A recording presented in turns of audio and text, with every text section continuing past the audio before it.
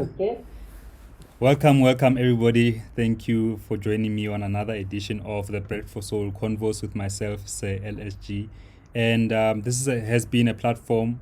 Basically, before I start, this is the 50th episode, and it's a platform that I started with my team to basically share knowledge and experiences. And because of such a 50, it's an important number for me. It was only befitting to invite a legendary figure to be part of the show. And I'd like to welcome Mama YVONNE Chaka Chaka. How are you, Mama? I'm very well, my son, and how are you? And by the way, thank you very much for having me, and congratulations on your 50th episode. Thank you so much, Mama. Thank you. It's such an honor to have you, on the show because ke godile ka music wa gago, like my parents actually like were grooving to your joints even before I was born, and for me to be sitting with you, getting and learning knowledge from you, it's amazing. It's amazing. So thank you for that. You're most welcome, my child. It's quite encouraging, even to me, because there's a lot that I can learn from young people. Yes, and we will talk about young people because you share a rather special relationship with young people. You constantly working with young people, but ke tla go botsa ka tsone as we go. I want to ask you just about your beginnings as a musician. I know your father was a musician, but he passed away when you were only 11 years of age, and I can imagine that growing up, music has kind of always has been there in the house in your household. Who were you listening to while you were growing up? My dad was a great musician at heart, even though he never became a formal, musician or a recording artist. But every new vinyl that was there, or every new song, we had it from my dad. Whether it was Lou Armstrong, whether it was Mahalia Jackson, whether it was Aretha Franklin, Dad bought all those vinyls. And I read somewhere that you used to sing a lot in church, in church choirs. I'm a former choir boy myself. But I want to ask you, while you were, because singing in church, as much as we don't see it as training, it is training, like just standing in front of people and performing. It's performance on its own way. But if you could tell us about the moment where you now were becoming basically the first black girl on TV, Ko kasi ya gago, and tell us about Bernard Joffrey and the Sugar Shack. Well, I guess every black child sings either gokwayeng or in church or what is street competition. That's what we used to have when we were young.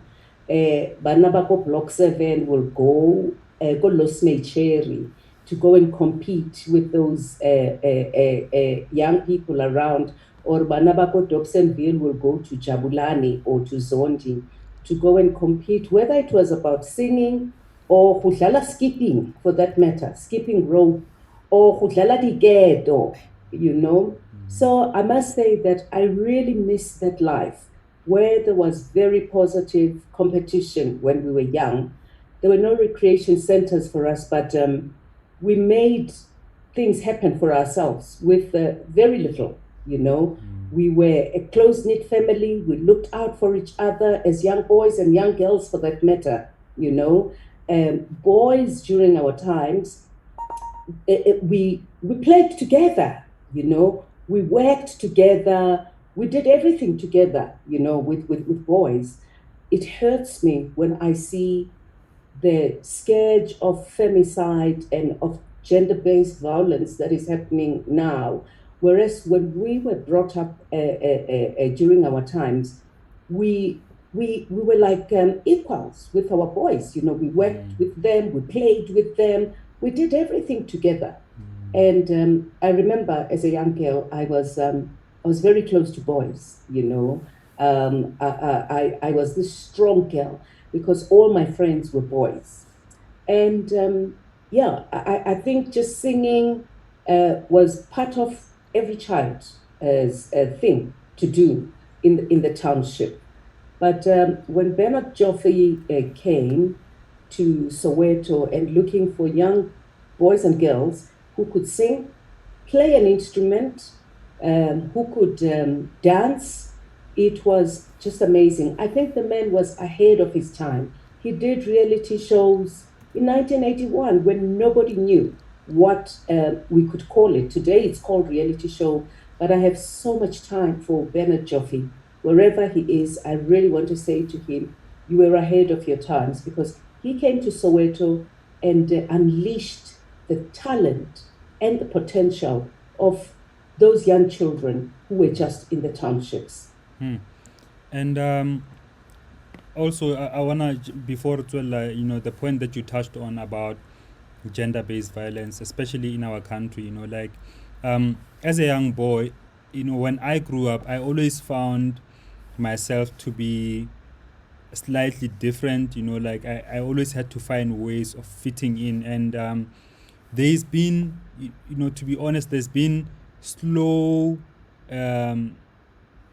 progressions, especially with regards to the attitude of boys towards girls. And I'm 32, but like when I was in middle school, or even primary, even high school for that matter, you could sense that the treatment that boys teach one another towards girls, it's like it's a bit disturbing when you think about it, and when you look at what's happening now and the scale at which it's happening, the killings of women, the rapings, especially in our country, it has gone almost, it's not even almost, it's out of hand, it's uncalled for. And I just wonder, Mama, like, you are a mother of 4 boys, ne? And I know you and Dr. Minga, I've heard his interviews on KFM, and it's clear, like, to assume that your boys have been raised, under a very solid family background. But what do you think is a way forward, especially, Yarona as Majita, like growing up amongst us, but also the relationship of the elders and young boys? Lesego, Onaka, there's actually no recipe of being a mother. There's no recipe of being a parent. There's no recipe of raising children. Because when we're born, we were not told that we're going to raise boys or girls. But I think for me, it all begins at home. If you are told at home that, Lesego, when you wake up, make your bed, make up your bed, clean up when you finish eating. So sometimes in other households, it's Lesego is finished eating, your sister Ndombi must clean up after you. That is not supposed to be like that. Every boy and girl must have the same choices because we are one big family here. So a brother must be taught that this is your little sister or your elder sister. Respect her and cherish her. I always say to people, a woman was taken out of a man's rib, not to be trampled upon, but to be loved, to be cherished. Because remember, women bring life into this world. Women are nurturing and strong, and as such, they need to be loved and be respected and be held like an egg. So it really begins at home. You can teach your children to pray before they go to sleep. You can teach your children to respect a mother standing at the corner or a father on a wheelchair, because we are all equal, remember? But when your kids are with their friends or with other people, they will then want to do different things. But if they come from a real solid home where they're being taught, they will take a step back and think, this is not what my parents want for me. This is not what my parents taught me. I need to think twice, because sometimes with boys, even with girls, there's things like peer pressure. You teach your girl to respect herself, but when she's out there with her friends and things, she wants to fit in with the group. because if you don't do it, uzenza ngcono, ucabanga ukuthi uyini, or uyibhari, or things like that. So it's all those things. So we really need to go back to the drawing board, my child, and say to our children, we cannot abuse girls or even abusing boys, because it's going to be a vicious cycle. So I think every responsibility, everything that is correct has to start with us in our household, then in our communities, and then out to the society at large. I love that so much, Mama, and it does resonate. I hope, everybody who's watching, like the way there is no easy solution out of this, but at least from at home, and within our circles, within our friends, that's where the change needs to start happening. But Mama, just getting back to your music, and you've been at some point told by Ntate Ray Piri that you can't sing, man. You must just stay kukerekeng and sing at the church.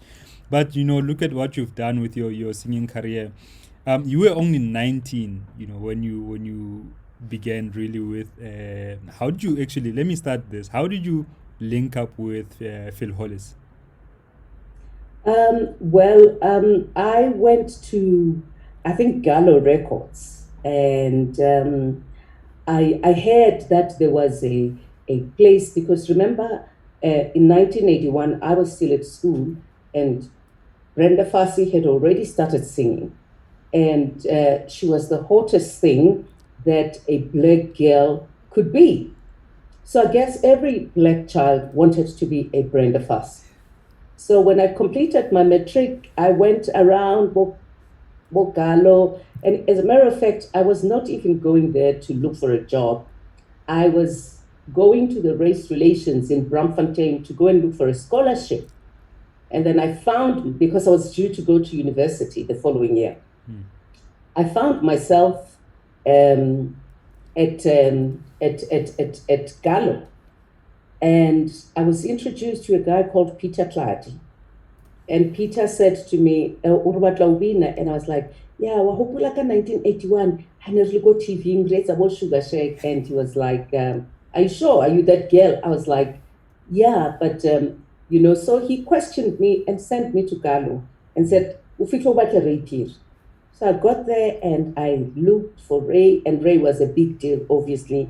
But he had time for me, and we started chatting, and he asked me where I came from, and I told him from Dobsonville and this and that. And do you like singing? And I said, yeah. And he said to me, start singing. And he said to me, hey, yeah, but your voice is just good for gospel. You can't sing pop music. Your voice is just not good. When I was so hurt. I was so angry, and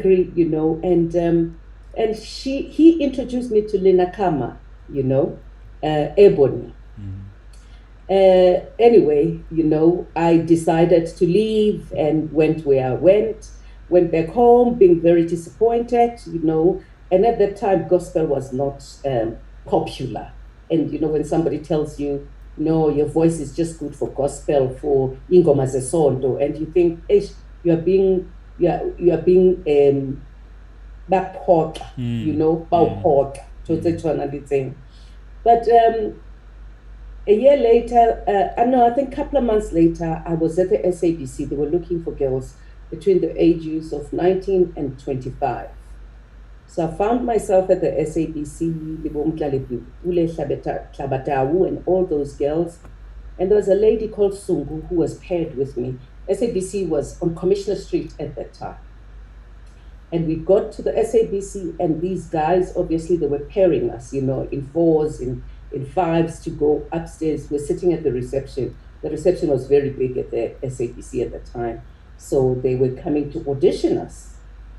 Whilst we're sitting there, a guy came in called Louis Hlaupe.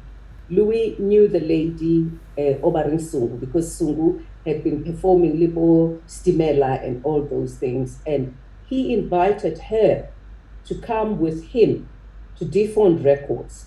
But because I was paired with her, she felt the need to take me with. She said, Asambe, man. You know, when you are girls or boys, being paired there, it's like, Ali man, ubatla bloma, you know, arvai, Yeah. arvai. Yeah. So I went to Defawn with Sungu. So when we got there, Louis Lopez says to Phil Hollis, I've got two ladies, but don't talk to the other one. I don't know her.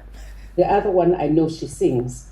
And I was feeling it. I felt very bad, you know, but I just looked at my time and I thought I needed to be at the SABC or back home, you know.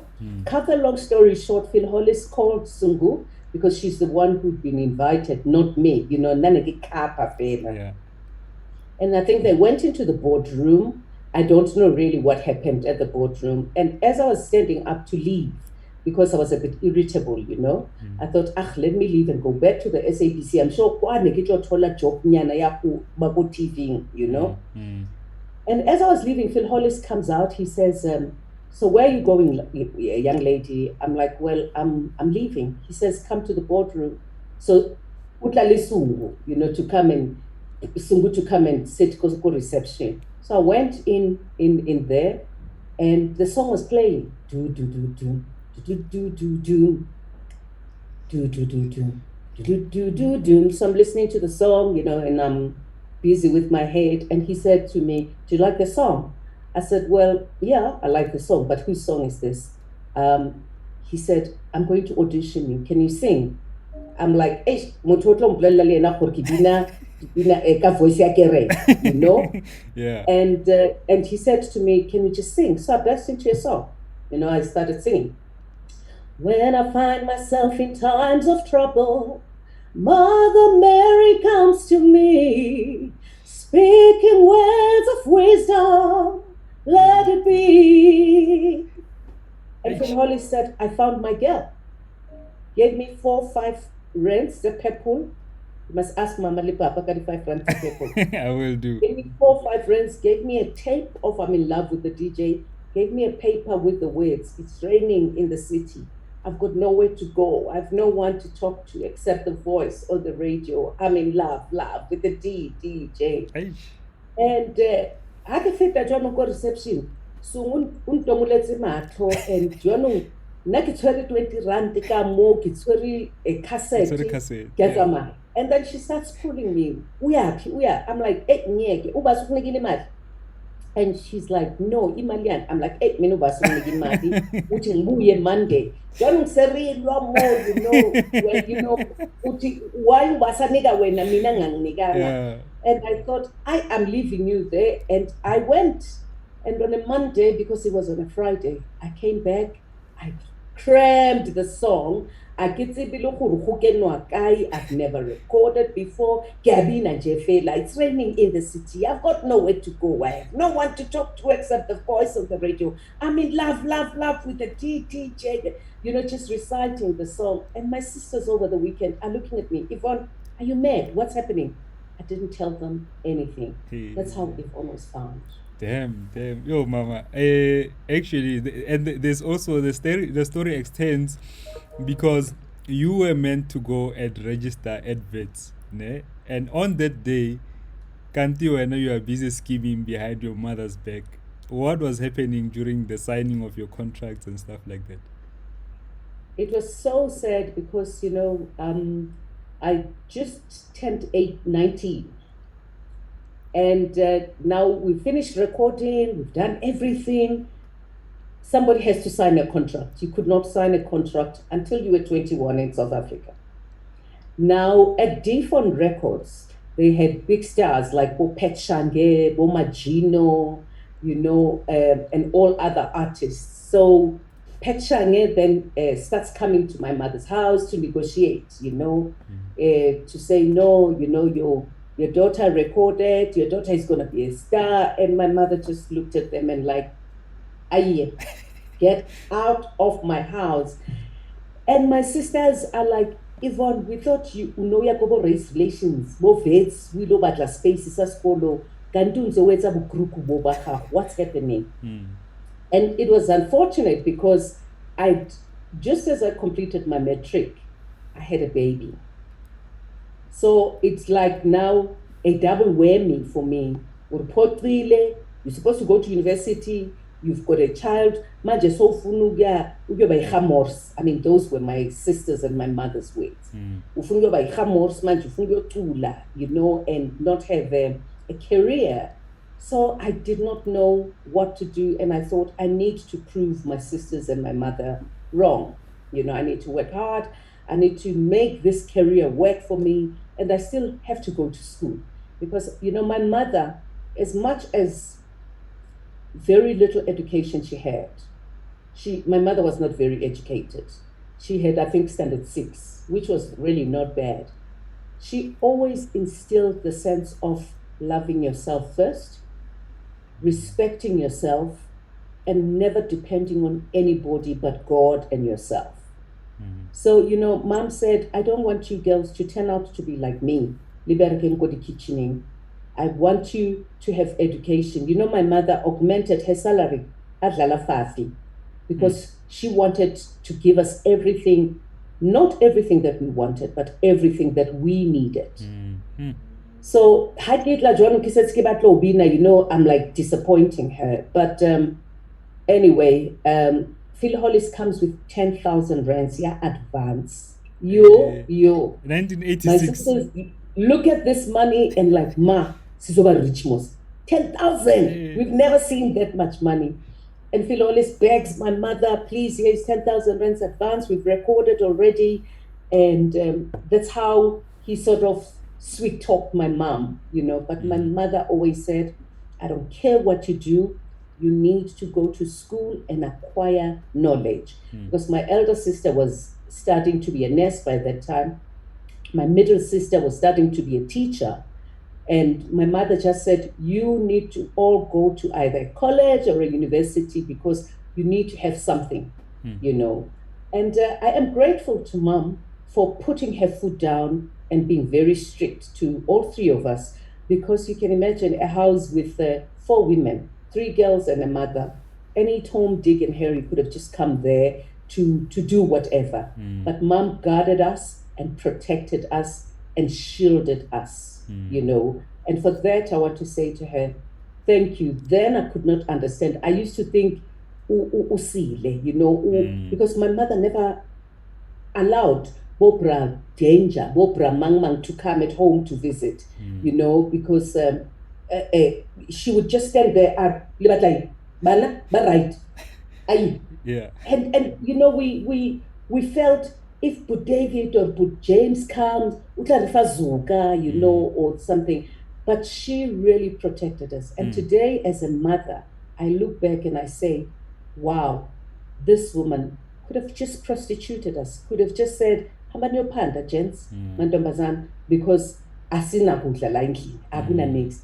But she never did that. And for that, I want to say to her, I'm a woman that I am today because you've instilled the sense of loving, the sense of pride, and the sense of being happy with the little that I had and not want more that I didn't even work for.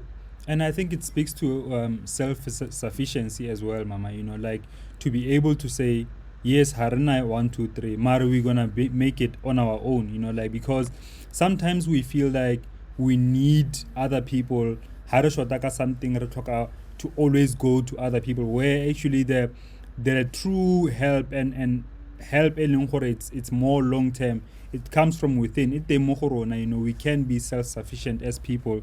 But I want to ask you with regards to raising kids. You've got four boys that you've raised and that you are raising, and it's always very difficult between parents to understand the arts, especially music. I don't know how my parents let me actually eventually do music, because I didn't do well at school.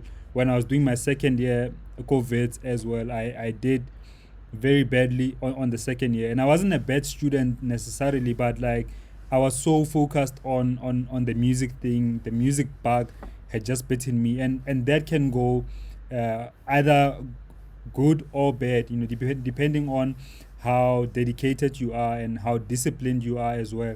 But I want to ask you with regards to raising kids, Mama, how would you advise parents whose kids are now wanting to become musicians or other artists, painters, photographers. You know, you've lived your life through music, but you've also kept education very importantly. Like before Ribua, you graduated go Trinity College in London in 1997, and already by then you were a superstar. You know, you didn't have to necessarily go to school. How would you advise parents, especially between the balance of art and music and education? Sorry. You know, Lesego, as I said, there is no recipe of being a parent. But I've since learned that you can't force your children to be what you want them to be. You need to engage with your children. You need to show them the way, give them direction, but let them fly with their own wings. I'm in the very same situation with your parents because I'm a musician. My husband is a medical doctor. Nobody gave this marriage a chance. It was like, yo, doctor, where's Ayinkamutu Obina? But at the back of my mind, I just thought, I'm going to make a career out of this music. I will go to school. I will study. I will acquire as much knowledge. But this is what God has given me, or this is where God has put me, And I said to myself, no one's forcing me to study. When I went to Trinity College of London to study, no one forced me. My husband didn't force me. But for me, it was like, I need to have something to fall back on if this career doesn't move forward. Because every parent wants to see their children succeed, And knowing South Africa, Hori, music gets pirated. Not everybody makes lots of money from music. Is this music thing sustainable? Those are the things that one thinks about as a parent, or if you want to be in this career. You ask yourself, there's so many things happening. Is there sustainability in this? Will I still have longevity in the music industry? So for me, those are the things that were ringing at the back of my mind, Hori. This is 1985. I'm in love with the DJ. 86, thank you, Mr. DJ, for playing my song. 87, I'm burning up, and all those songs. I was getting popular, but I wasn't sure if by 1990, will still people accept me? Will people love my music and things like that? So with my boys, Ningi studied at Rao, and Temba finished. He was overseas playing soccer, and I brought him back to come back to South Africa to come and finish his matric, and I insisted that he goes to university. But Temba, we wanted him to study BCom, but Temba wanted to do sound engineering. So I wasn't happy, and he went to university, first year and second year, and he dropped out because he wasn't happy. He wanted to be in the music industry, and I said to him, "You can't. This is a dog eat another dog industry." So with the two small boys, with Mfumo and Mandla, I just had to put my foot down. I said, no, King, after matric, there's that, what do you call it? Gap year. A gap year. I said, no gap year. So Ningi and Temba had a gap year. So from Mfumo and Mandla, I said, no gap year, straight to university, and they both went to UCT. So I'm in that very same situation as well. But I said to myself, you know what? This is what Temba wants to do. Let me support him. I built him a studio. I built him a studio. I went and I bought a big truck with the sound and everything. And when he's in that surrounding, he's the happiest. He loves it. We've just done a video with Berita now on lockdown. He edited it, and he got a guy, your friend, your brother, Tebogo. And Tebogo said, Mom, the video is like 80%, 90%. I'll send Veli to come and edit it. And Temba has no training of that, but he sits and he teaches himself. So he's got that talent. And I've just said to myself, if this is the way he wants to go, that's it. But you need to be quite enterprising. You see, what I love about Lesego is that, yes, you may not have been an A student, but you were very good at school, but your heart wanted you there. And now, today, you've got this platform. So you can imagine your parents are probably very proud of you, because I am very proud of you. So all Thank they you, have to Mom. do is to say, even though we wished for you to be an engineer or a doctor, but where you are now, you're a trailblazer, Oh, you thank you, know. Mama. So we as parents need to say to our children, be what you want to be, but work very hard. Don't sit and think manna from heaven will come. Manna only came once. Today we've got corona, you know. So we need to direct our children, show them the way, but I think at the end of the day, we need to accept whatever they want to be, and encourage them and be there for them. Because you can imagine, if your parents insisted that you go to school, you would have done your degree, maybe after 10 years, you know, because you would say to them, it's their degree, it's not your degree. So they left you and said, okay, Lisiho, pursue whatever you want to do, but do it well. And this is where you are today. And I'm very proud of you. Mama, thank you so much. It makes me so happy. Like, by the time my mom sees this, I know she's gonna be happy, happy. But also, one other important thing, just in addition to what you've just said, I think the responsibility of us as kids in choosing what we say we love, in deciding that, okay, I don't want to do school, my parents want me to study this, but I'm going to decide to do this. Especially when you have supportive parents. Well, firstly, if you've got supportive parents who are taking you to, you know, study, or be, who are supporting you in doing what you love to do. And secondly, if you don't have supportive parents who maybe can't even afford to support you in your passion, but the responsibility of your passion entirely lies upon you as an artist, as a painter, or whatever it is that you want to do as a person.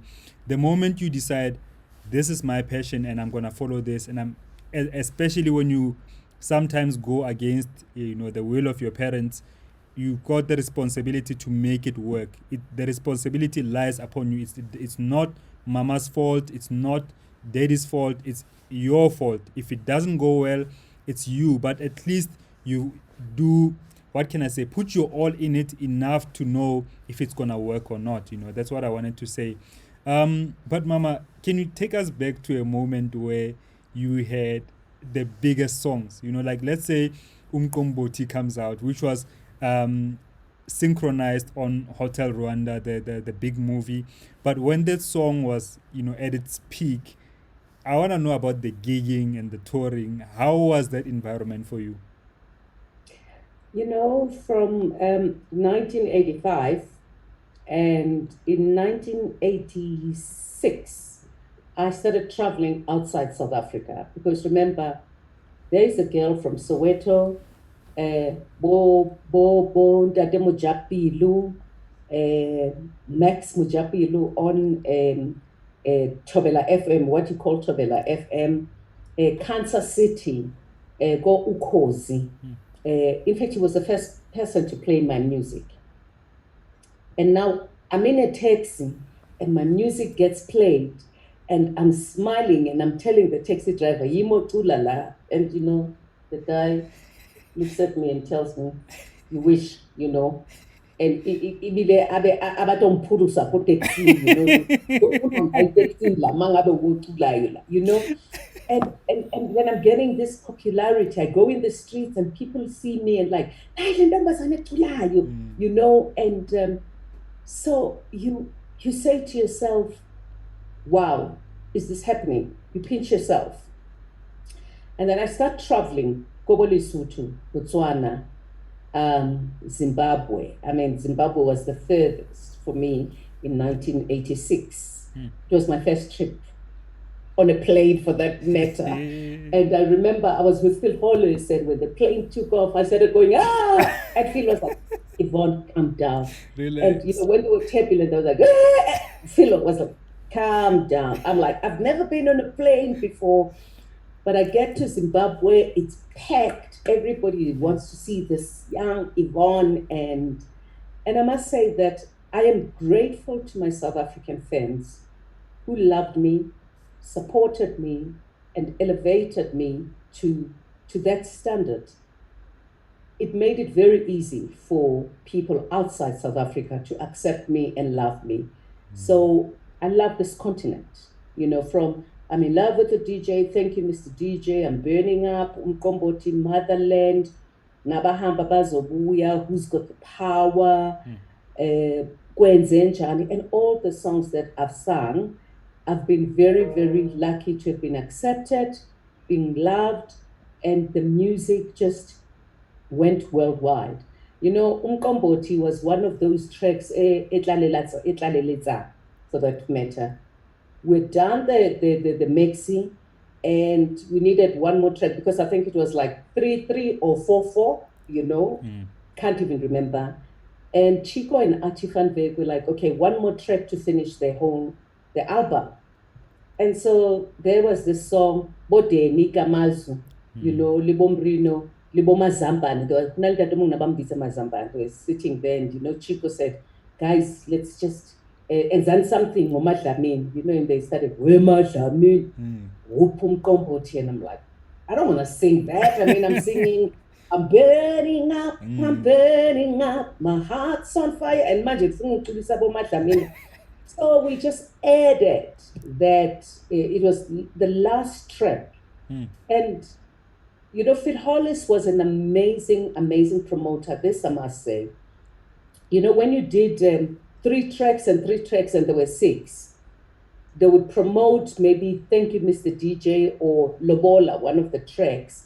And after 6 months or so, Phil will find another song on the very same album to promote, it's like your second maxi, and people will buy. That's why we're able, Libo Brenda Fasi, Bo Chico, Bosniaka, to sell 300,000-400,000 copies because, the promotion was so good there.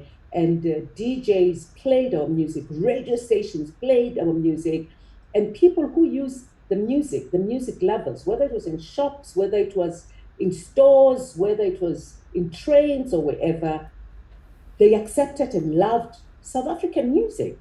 So it was a very good time, for us to even perform. I mean, Brenda Fassie, YVONNE Chaka Chaka, Denny Gamazu, Chico Twala, Bo Dalom kids, we would be passing each other, Bo Rustenburg, Bo Mafikeng, Bo Venda, Bo Bloemfontein, going to perform. And performing during those times was so beautiful because it would be families. Mothers and fathers would come with their kids, eat a picnic, and would be performing there. And at that time, remember, would be them singing songs like "We Miss You, Mandela, Where Are You?" But Kibo, "We Miss You, Manelo, Where Are You, Bo? Ooh, Winnie, Mandela." But the song is "I'm winning, my dear love." And our people, they knew, they were conscientized, and we'll be talking about the struggle. How do we see South Africa going forward? Are we waiting for this freedom? Are we ready for freedom? And songs like this, but I cried for freedom. And it was amazing.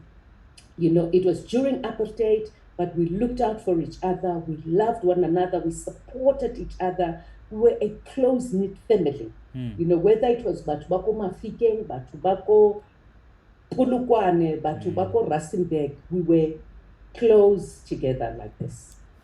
I just wonder, how were you guys able to travel so much, especially at the height of apartheid? Was it like permits that you had to guys get? And secondly, have you ever been in trouble with the apartheid police? Well, several times, but sometimes I would just act like a fool, I remember there was a lady called Mekwineth. I remember I was going to Zambia and in Tanzania. She gave me a suitcase. And suitcase, somebody and I had no clue, and I took the suitcase with me. I was going to Zambia, and I got to the airport. I got to the hotel, put the suitcase down, and we checked in. Haikiri suitcase gone. I get in. Yeah, McQueen suitcase. I no, don't worry, push up. I'm like, okay.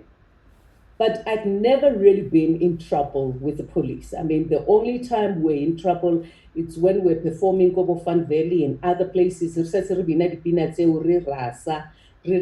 we need Mandela. You know, police will always be there. A big crowd. And then people start, screaming and things like that. And when Chico goes on stage, it's like, we miss you, Mandela. Where are you? And then police will start, throwing tear gas. And I must say, Winnie Mandela was amazing. You know, she came to most of the shows, to support us, to say, yes, tell the world about uMandela, tell the world about uSisulu, Oliver Tambo, Oliver Tambo, Tita no border, Kululu Mandela. And we did those things when we were performing. So even us as artists, we were so conscientized that we knew that we are performing, but we want to see our country being freed. We wanted this freedom. And how did we articulate it? We did it through a song, through music, through arts and culture. So that's why for me, arts and culture is something that is very important, which needs to be cherished and to be supported, even by government today. And Mama, I think also just in addition to us as artists, I feel like I've been confused a bit, not really confused, but conflicted as to what I want to do with regards to my music. But I did get the answer, like I really want to reflect the times, with my music and really talk about everything that affects us, not only as young people, but as Black people in general. And I think the challenge is really upon us as musicians, as artists across the board, to really reflect the times and sing about what's happening in our situations, in our countries. So, I mean, all of this, it's not only it's a form of protest, but it's also a form of documenting the current times. Dinako di ska di a feta fela as if like ha go a diragala sepe, where else so much is happening in our country, in our continent. But Mama, I want to ask you about, we've grown up hearing stories about a lot of big South African artists dying poor. And a part of it, I think one side of it was probably some lack of discipline, but there's another part of it where artists were robbed by major record labels. Artists would be having the biggest songs ever, but by the time they pass away, they don't have publishing money, they don't have recording money that they were supposed to earn. Who guided you through the legalities of the music business, especially back when music education was not so freely available? I must say that I've been very, very lucky. When I was younger, I used to play spinning, zweibi. So I was, my mother wanted me to go and study law, but I wanted to be a chartered accountant. I loved counting money. I loved balancing. I knew, haki I go zwiping ka 5 rand, ka 5 cent, I must come back at least 5 rand or even 1 rand, because I can't have this money, it's a maye, fela, or haki leko zwiping ka jiwa, I need to calculate. So I've always been very calculative, so I'm not saying I was never robbed. Maybe I was. But I always wanted to be part of my music. I did not just want to be talent. I asked questions, how long is the contract? What is the percentage? I mean, more than 4%, And so I always wanted to know, because my worry was that, will I be there, next year? If this money doesn't take me wherever, will I survive? Because as I said, this is a dog eat another dog industry. So there were the no show, royalties, and then money for being a face of something, for advertising, because advertising agencies also used us at that time. So Phil Hollis, I mean, all record companies, they did whatever because you did not have the money to press the record, to do packaging, marketing, shooting the video and everything. So everything was done for you. And at the end of everything, the record company has to take, we recorded you, Cheletia studio, Cheletia marketing, Cheletia packaging, Cheletia video and everything. So who says it's Cheletia Ghana? This is your royalty. You can't question that because you don't even know how many records were pressed to start with. You're happy to just take whatever you're given, and then the money that keeps you going is your live shows, because that you see instantly. You perform, you get paid. But I've been very, very lucky that I've always known that for you to be sustainable, you need to invest. So I just invested my money. I mean, at first, Phil Hollis would say, here, there's a check here, 500,000 rands, but we're going to give you 300,000 and we'll invest 200,000. I used to get so angry and like, who told you to do that? Why would you do that for me? And he'll tell me, we're going to do a short-term investment. I remember there was a guy called Paddy White. He was a financial advisor, and I'm like, who wants a financial advisor? What is a financial advisor? I mean, this is like 1986, 87. And I had a very good brother-in-law, called Mantla Tabete. He was an inspiration. He would always help me. I mean, he's one of those first guys who told me about IT when I did not even know what IT was. So I had very good support system around me.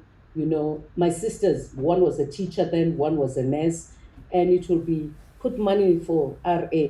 What is RA? You don't know all these things. So retirement annuity, and you think, I'm 21. When Kitoba nearly 55, it's never gonna come. I mean, today I'm 55, you can imagine. So I had a very good support system around me, So I would take my money and then invest it. By 1988, 89, I had a salon called YVONNE Seventh Heaven, and I bought one at the Carlton Link. It was called League Classic. My husband and I, by 93, we brought limousines to South Africa. So I've always been very enterprising. I mean, there was no BEE at that time.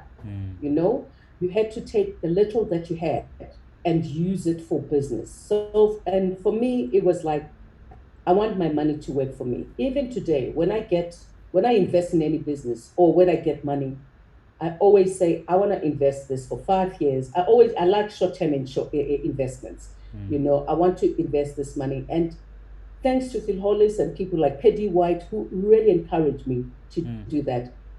That's what has kept me going 85 to today. This is beautiful, Mama, and thank you for the knowledge. And but I want to ask you, because I can assume you have seen, you've been that superstar artist. You still are. You're like an African superstar. But I can also assume that things have not always been, dope or easy for you. And the question that I'm trying to get to is that you are so busy, Mama, right now. Like, you do so much, and you still record music. You still have a lot of other work that you do, work with the United Nations, and we'll talk a bit about that. But I want to ask you, what are the current challenges that you get to be faced with? There's lots of challenges. I remember in 1989, 89, 90, I approached a friend, Brenda Fassi. I said, let's start our own record company. And I think she was like, Pamben, because I could see that, yes, we had Bob, Gallo, then True Tone, I think CCP, EMI. Those were the record companies. Sony came later to South Africa. But I've known, by that time, I mean, I was performing all over Africa. I'd gone to perform to places like Germany, Paris, London, performing in New York. Um, and I could see that there is the light at the end of the tunnel, you know. But it then became very difficult in 93 when I decided to open Chaka Chaka Music, my own record label. I wanted to be my own boss. I wanted to be in charge of my music. I wanted to own everything that was mine. So I resigned from Universal Records and I started my own record label. So I paid for my recording, I paid the producer, I paid for the studio, I paid for my videos. I had to do everything myself, what record companies were doing. And that became very difficult because now I've got the product, I've done everything. And where are the avenues, where Black people can say, take this out to the very same people, your consumers? You then have to sign a contract with the very same record company to do your distribution and everything. And now, because they're not getting the royalty, they're not owning you. You own yourself. They take your music and they shelf it. They put it in the shelf. It becomes difficult. You go to the record stores, you look, oh, I've got a new CD called Kwenzenjani or 1828 or Zvuyili Zinkomo or Amazing Man or Keep Looking at Me, the latest one that I've done, and you don't find the music. So I don't have that manpower to be able to do what a big record company can do. They've got hundreds of people. They've got A&Rs, they've got people who go to the shops and distribute and give. They can even give out some CDs, for nothing. And I'm not able to do that, because it eats in my pocket. They are supported by big record companies. So this is the problem that we are having. Things have really sort of changed now with downloads.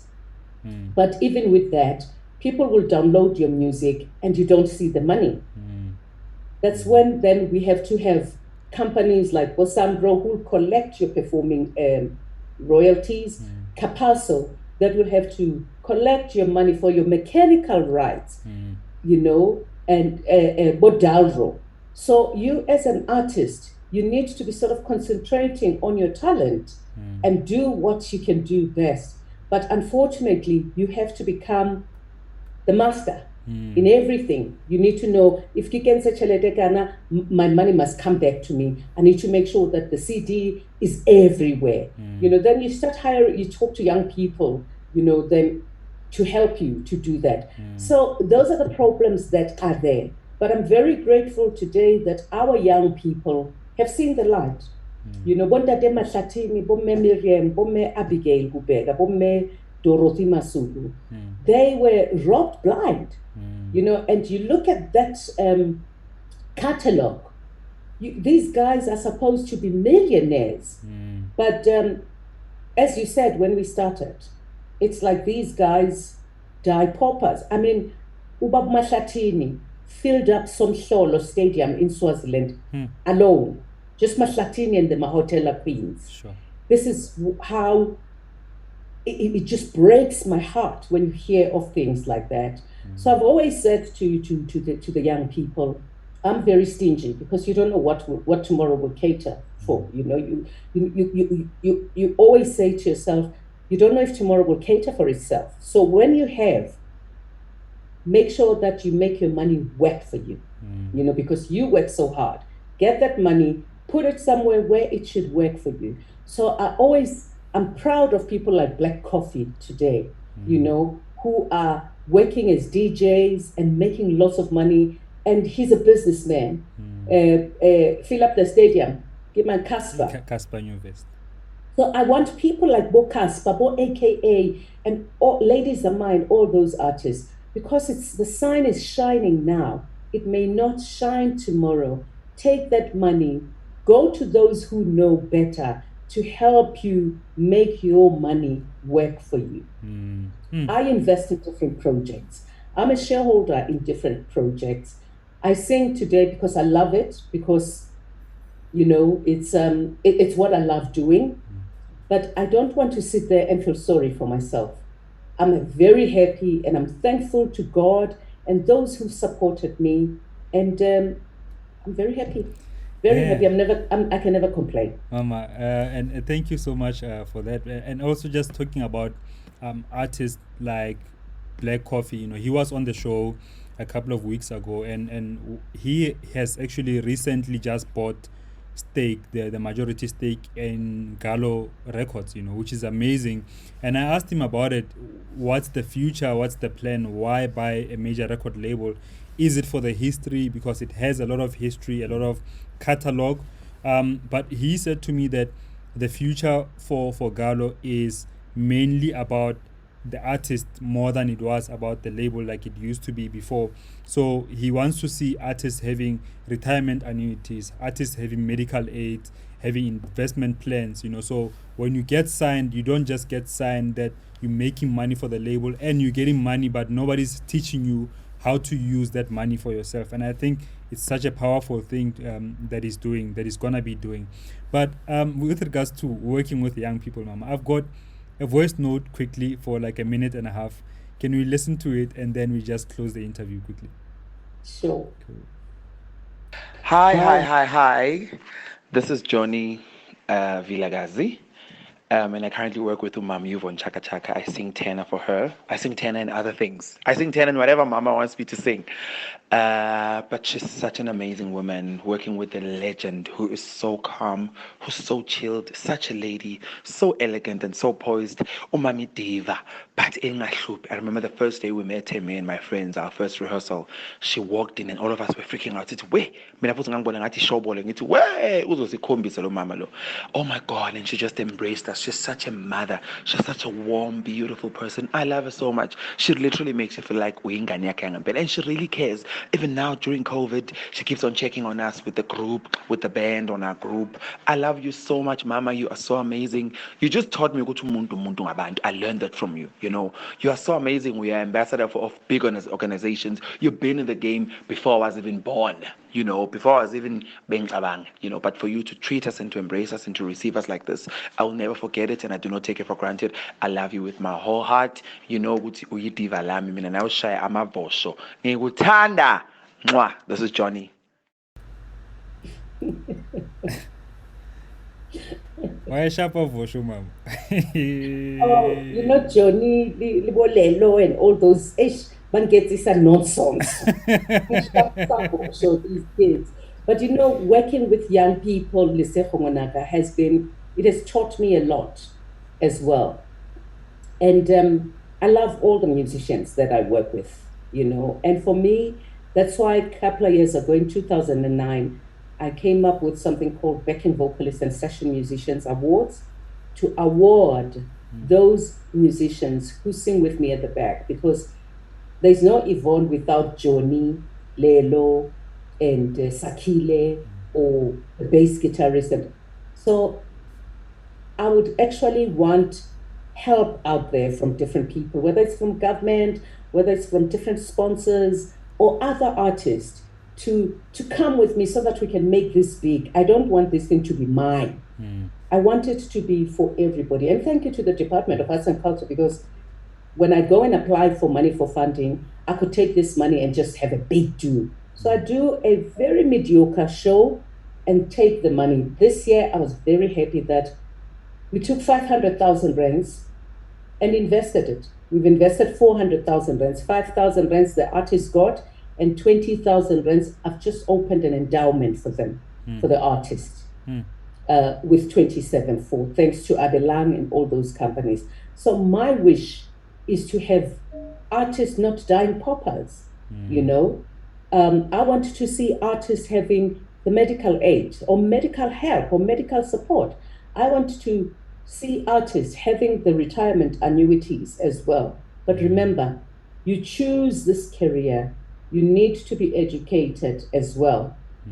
So that when you get the money, how you jifela and start complaining, that's another thing. There are artists who get, very good salaries, royalties and things like that, but nobody teaches them, financial savviness. So those are the things that I want to be able to do to different artists. Bonabo Casper, AKA. I mean, the artists today are very smart, let's say, if I may say. They're very, very smart. They know how to invest. They became faces of this. Banali bujwala babona, banali diwach sabona, DJs in Ken, all those. So we need to encourage those and take them to be pillars of strength to others, to be and showcase them, and say to them, a young artist, you can make this and expand. And then it will make your mom and your dad now, hababona hore, there is life in that. Okay, Lisiho, you can be whatever you want to be because it's a good business. You're smart, you're, financially savvy, and all those things. So these are the things we need to do for our children because our mothers, those who came before us, those who opened the door for us, they never had the luxury to have all the things that we are having today. True that, Mama. True that. And I respect that so much, because I know for me, like I said earlier, I understand that the onus is upon me. With regards to my career, with regards to where I'm going, the onus is on me to learn, to teach myself. And so much knowledge is out there on the internet. And it shows like these people like you coming on the show as well to share that knowledge that really is helpful for other people. But quickly, Mama, like there's work that you do with UNICEF and the United Nations. I love seeing you active in that space, and like there's also work that you do with your foundation, the Princess of Africa Foundation, with sanitary pads and that you're giving out. Just it's lots of them in the office. Can you see that? Yo, I can see. Hey, it's a lot. Mama, you are working like I need to get them out as soon. This is so good. Like, how can we do people need to be at your level only to be able to help? Can we help with whatever that we have? I was very I would say lucky to have been asked to work with the UN. I'd lost my musician, Pumzile Ntuli, got 2004, went to Gabon, and we came back to South Africa. She had contracted malaria, we didn't know, and she died. So when we took her to hospital, they said she had cerebral malaria, and unfortunately she died. It was in June. And in January, I was invited to Ethiopia to perform with Rita Mali and Ziggy Mali and Angelique Kidjo and myself. And that's when UNICEF asked me to be a goodwill ambassador. Obviously, there was a lot of talk about AIDS in South Africa at the time, and they wanted me to be an AIDS ambassador, but I did not even know what a goodwill ambassador was, So I told them about Pumzile's story because between June and January, I was just sitting on internet, Googling what is malaria, because I could not understand why should Pumzile die. And when I learned that malaria was preventable and curable, and yet so many people were dying, I thought I wanted to do something about malaria. I needed to be educated first about malaria, understand it, know it, so that when I go and speak to people out there, I speak from a very informed position. And I became the very first UN Goodwill Ambassador to choose a course. And it has been so amazing. So I know your question was, can people do much? We as Black people, philanthropy has been our thing. Your mom, your dad, your aunt, my mom, and we've been doing philanthropy for a very long time because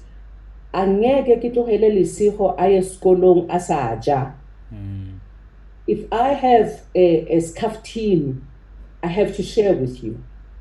My mom will go next door, nka, kunali bupi mo, zamon kupela di tamati zetu. When I go next door, if unali di jezi say 3, mama will say, go and give mwana mang because when unali say 3, yena hana jezi. So for me, that's what we've been doing all along. Our parents were there for each other and for any child. So any child out there respected every parent, So it was easy for the parent to say, ngwana wa ntate mtolo mole hana bini or whatever anke wulu mme a etsetse i5 a re nka lesego tsa mo fa tebogo tsa mo fa temp tsa mo fa mandla. So we've been doing that all along. I don't know what has made us to be so you know, that whole selflessness thing has gone. We become so selfish, self-centered. It's mine. I want to be the first to do this. I want to be the only one doing that. And this is where the problem lies. You know, so many people have been doing. For the fact that you've got this platform and you engage with other young people and older people like me, I think you're doing a fabulous job. Thank you. That is your gift to us and to the world.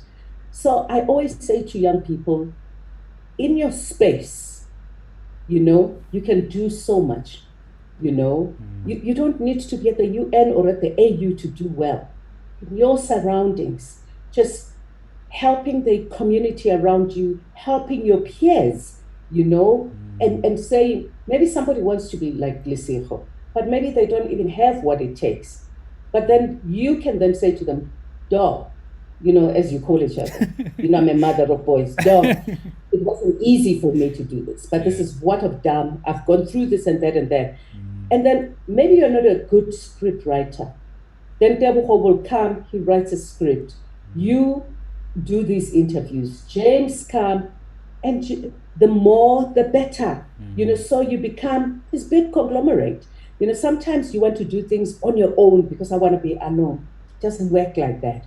The more the better. The more you work with different people, so different ideas and things like that, you become very big. And what do you become? You become an inspiration to other young people from the townships, from the disadvantaged communities. Because remember, not all of us were born with silver spoons in our hands, you know? Not all of us. So there's a lot that we as ordinary people can do to encourage each other from our surroundings, from our communities, and the world at large. And I think we need to normalize it too, you know, normalize being helpful and being able to ask for help when you need, you know, without feeling like you're gonna be judged. You know, like the story ya Hokopa the Tamatiko next door. Like I remember when I was growing up, you know, it was normal to have a 2-liter bucket empty and Wahokopa bupi, you know, for porridge. Not even next door, because like in the village it was a bit far. But like Wahokopa bupi, you know, at the end of maybe Ntatua thing or Miwa thing, get some money during the middle of the month, they're gonna return the very same 2-liter and give you bupi bahaho back. And there was always this, you know, unity among black people and knowing that we struggle together. You know, I think also with the advancement of us as black people, we've sort of lost a bit, a lot of our humility, you know, to feel like advance, oh, I'm next door advances, so I'm better than them. Oh, I'm next door thinks, oh, this guy is advancing, so he must be better than me. And all of that has kind of like drawn us apart from each other. And I think we need to come back with that in the small spaces that we live in. If you see somebody at talk something, the big beans, you know, give a person like that, it's $20, and for you it might not mean a lot, but for somebody who hasn't eaten in 2 days, it's a big thing. But Mama, just in closing, I know that back in your school days, you used to outrun everyone. Ono wasia both like 100 meters, you know. And I remember you saying, Maubani Harbua, that 9 a.m. is usually your exercise time. You don't want to be disturbed. Is that how you keep yourself so looking so ever beautiful? You know, for a very long time, I had stopped exercising. But this year, I decided I'm going to go back to exercising because, you know, when you turn 55, you age, you know, you know. But I just decided I want to just start and exercise so that I can feel good and for my health as well, you know. So I do that without fail, whether it's cold or not. And I just wake up and I do that. I had a trainer as Fiso. And then now with COVID, everything closed. So I looked at the videos and I do that. And I really love it because, when I'm on stage for an hour or 2 hours and working libo mandisa, libo joni, libo lelo, jive. So it is important that one has got good stamina. It's good for your voice as well. It's good for holding the breath, holding the note as well, So there's a lot that goes in. So I always tell people that, being in the music industry, it's not glamorous. It's not just being on stage. There's a lot of work to be done as well. The tactic of the mic, listening to yourself, listening to the monitors, holding the voice and sustaining, the voice as well. So there's a lot that needs to be done to be where one is. It's not just going there. And I always say, I get very upset when I see these young boys on stage. It drives me crazy. Why do you want to be what you are not? Just dress up and be decent. And because then that boy is the boy you're going to bring. If you're a girl, you look at that boy and think, that one, I'm not taking that one to my mama. Yes. You want a cool guy, that you'll take to your mother. You want a Lisiho, you want a Debuho, you want a Mandla, you want a boy you'll be proud to take to your parents. But then sometimes, people, we see things outside and we want to be what we are not.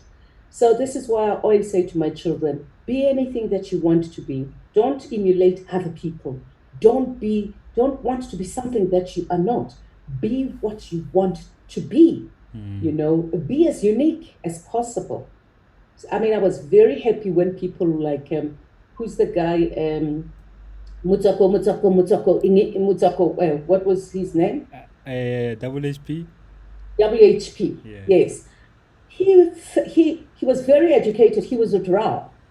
But he decided, I want to rap Zwana. You understand? So, and he gives a child wako maka or wakwa to say, there is life, there is, I can be a rapper, kasi tsonga, kasi pedi, ka in. So, so those are the people that I love and have respect for, of knowing who they are, being proud of who they are. Because remember, we cannot beat the Americans in their game. We can't. They love what is natural, what is original. And when you're original, everybody wants you. That's when Dede Mashatin will go out there and say, and he filled up the stadiums. Black Mambazo, how many other artists have 7, 8 Grammy Awards? They did not want to be anything else but themselves. So they were as original as possible. I think Mama Rutla it's all more, but I wanna just finish it by reading this. It's a quote, and that was addressed to you, and it goes like this. I quote: "It is what we make of what we have, not what we are given, that separates one person from another. Yvonne, you are a testament to my belief. Your generosity has benefited untold numbers of families and orphans facing the challenges of AIDS, terminal illness, abuse, poverty, and illiteracy," and unquote. That was the late great Tata Nelson Mandela. So just in closing, Mama, thank you so much for your time, for your humility. The story of discipline and longevity. You are Warebonsa, and how I am a fellow YVONNE Chaka Chaka. I'm a superstar and I'm done working. You always working, you always busy, and you are such a good example to me and to many other African kids. And I just want to say thank you, Mama. Thank you for having me, my son, and keep going strong.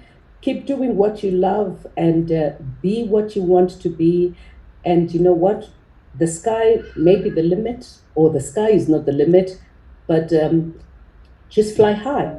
Thank you. Thank you so much. Thank you very much for having me. To everyone who's watching, please share the video. Please tag somebody who might learn from it. And let's remember to stay creative. Peace out.